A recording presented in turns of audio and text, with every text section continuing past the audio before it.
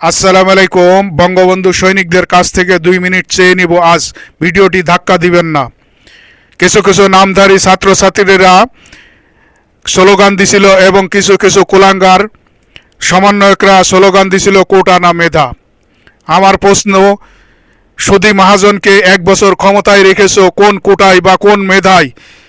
বাংলাদেশটাকে নরক বানানোর চেষ্টা করছো এই সুধী মহাজনকে দিয়ে। কারণ লক্ষ লক্ষ শ্রমিক বেকার, শত শত গার্মেন্টস দেউলিয়ার পথে, শত শত গার্মেন্টস বন্ধ হয়ে গেছে অলরেডি।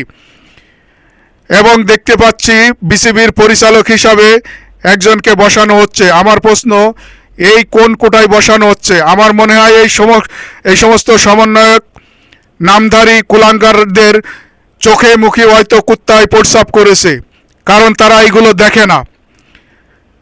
এবং মানুষকে আশ্বাস দিছিল ফারাক্কার বিপরীতে আরেকটি ফারাক্কা বাঁধ হবে এবং তিস্তা প্রকল্প বাস্তবায়ন হবে এবং চায়না থেকে বড় বড় হসপিটাল বাংলাদেশে আসবে, বাংলাদেশের মানুষের দারিদ্রতা মুক্ত করা হবে।